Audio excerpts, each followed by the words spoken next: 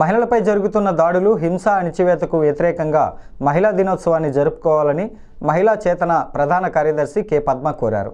గురువారం జీవీఎంసీ గాంధీ విగ్రహం ఎదుట స్త్రీలపై హింసకు వ్యతిరేకంగా నిరసన ప్రదర్శన నిర్వహించారు. దిశ చట్టాన్ని అమలు చేయాలని ప్లకార్డులను ప్రదర్శించారు. మహిళలపై వేధింపులు, దాడులు, అత్యాచారాలు ఎక్కువయ్యాయని, వారికి రాజ్యాంగం రూపొందించిన హక్కులను పాలకులు నీరుగారుస్తున్నారని అన్నారు.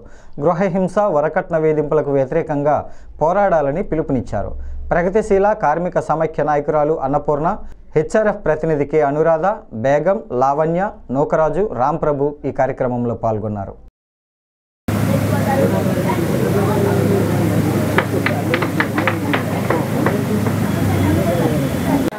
స్త్రీలపై హింసకు వ్యతిరేకంగా ఈ మార్చి 8 అంతర్జాతీయ శ్రామిక మహిళా దినాన్ని జరపాలని చెప్పి మహిళా చేతను పిలుపునిస్తుంది.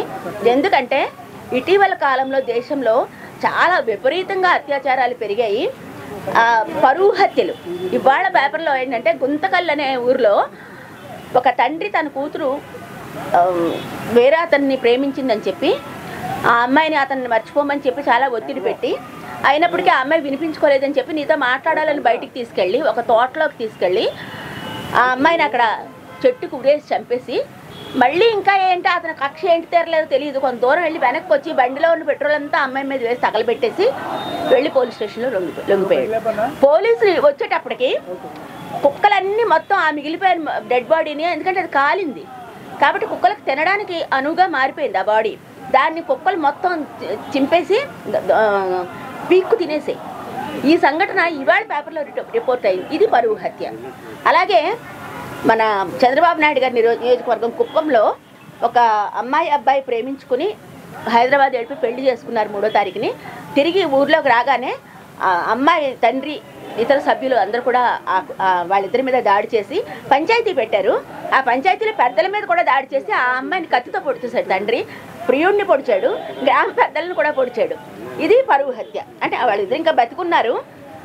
ఈ రకమైనటువంటి సంఘటనలు అంటే తండ్రే బిడ్డని చంపాడు. తనకు నచ్చకపోవచ్చు, ఆ అమ్మాయి చేసిన తప్పు అనిపించవచ్చు, కానీ చంపే హక్కు ఎవరిచ్చారు? తండ్రికి కానీ, భర్తకి కానీ, ప్రియుడికి కానీ ఆడవాళ్ళని చంపే హక్కు లేదు అనేటటువంటి విషయం మనం ఎంత గొంతు చించుకొని మాట్లాడుతున్నా సమాజంలో జరుగుతూనే ఉన్నాయి. అలాగే అత్యాచారాలు మనం ఈ మధ్య హర్యానాలో చూసాం. ఒక తల్లిని 15 సంవత్సరాల పాప, ఆ అమ్మాయిని 2 నెలల పాటు 7 పోలీసులు, ఒక సిట్టింగ్ సర్పంచి, 2 మాజీ సర్పంచులు కలిసి, వాళ్ళతో పాటు ఇంకో +6 వీళ్ళంతా కలిపి 2 నెలల నుంచి వాళ్ళిద్దరినీ కూడా అత్యాచారానికి గురి చేస్తూ ఉంటే, అది ఆ విషయం ఇప్పుడు బయటకు వచ్చి పోలీసులు అరెస్ట్ చేయడానికని చెప్పి ఎవరు ముద్దాయిలని చూస్తే అందులో 7 పోలీసులు, ఒక ఏఎస్ఐ కూడా ఉన్నాడు అందులో.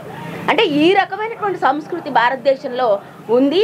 ప్రపంచవ్యాప్తంగా ఎక్కడా కూడా నిజంగా మహిళలకు ఉన్నటువంటి హక్కులు అమలు కావటం లేదు. భారతదేశంలో మరి ముఖ్యంగా పెరుగుతున్నటువంటి మతోన్మాదం కానీ, కులపిచ్చి కానీ, మూఢాచారాలు కానీ, మూఢనమ్మకాలు కానీ, ఇవన్నీ కూడా స్త్రీలని పరిస్థితిని ఇంకా దిగజార్చి, అంటే చదువుకుంటున్నారు, ఉద్యోగాలు చేస్తున్నారు, పైన చాలా ఉన్నత పదవుల్లోకి వెళ్తున్నారు కొంతమంది, కానీ గ్రౌండ్ లెవెల్లో మహిళలకు మాత్రం ఎటువంటి హక్కులు, రాజ్యాంగం కల్పించినటువంటి హక్కులు దళిత మహిళలకి, మైనారిటీ మహిళలకి, పేద మహిళలకి అమలు కావడం లేదు. కాబట్టి ఈ హక్కులన్నింటినీ అమలు చేసుకోవడం కోసం ఈ అంతర్జాతీయ మహిళా దినోత్సవం సందర్భంగా స్త్రీలంతా ముందుకొచ్చి పోరాడి తమ హక్కులను తాము సాధించుకోవాలని చెప్పి ఈ సందర్భంగా పిలుపునిస్తారు.